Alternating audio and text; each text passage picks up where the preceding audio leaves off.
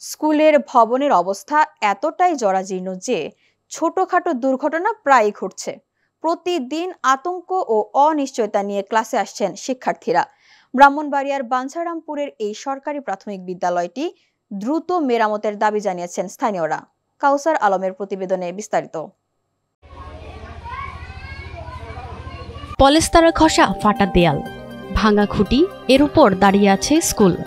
ব্রাহ্মণবাড়িয়ার বাঞ্ছারামপুরে নগরীর চর সরকারি প্রাথমিক বিদ্যালয়ের ভবনে ঢুকতেই চোখে পড়ে এই দৃশ্য। জীবনের ঝুঁকি নিয়ে জরাজীর্ণ এই ভবনেই ক্লাস করছে শিক্ষার্থীরা। ভবনের আস্তর খসে পড়ে শিক্ষার্থী আহত হওয়ার ঘটনাও ঘটেছে। এছাড়াও শিক্ষক সংকটের কারণে ব্যাহত হচ্ছে পাঠদান। একই রুমে 3টা ক্লাস একসাথে, পড়াশোনা হচ্ছে না, শিক্ষক নাই। আমাদের অতি জরুরি শিক্ষক এবং ভবন নির্মাণের দরকার। এই স্কুলের মান খুবই খারাপ। এই নিচতলায় আগে পড়ানো হইতো, কিন্তু ওইখানে উপর থেকে এই ভাঙা পড়তেছে, এই জন্য দোতলায় নিয়ে পড়ানো হচ্ছে।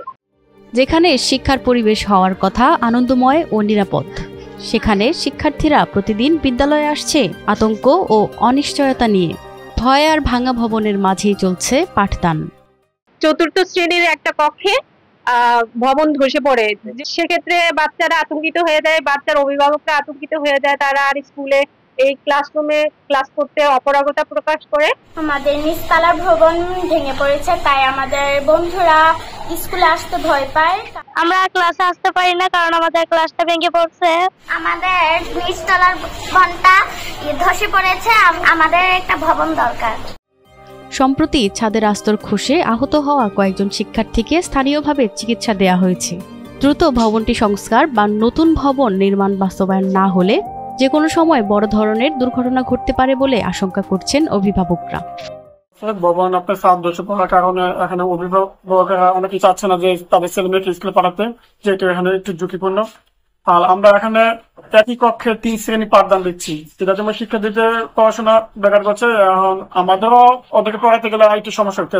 তো আমরা চাচ্ছি যে যদি নতুন ভবন আসে তাহলে একটু আমাদের জন্য একটু ভালো হয়। কি লেখাপড়ার দিক দিয়ে করে এখন আইকুলি চলে। আমরা নগরবাসী যারা আছি আমরা সবাই এটার জন্য উদ্যোগ আছি। এই স্কুলের অবস্থা সরকার জন্য দ্রুত এই স্কুলের ব্যাপারে একটু দেখে এবং শিক্ষা অফিসারকে বলবো আমাদের এখানে ভালো শিক্ষক দেওয়ার জন্য।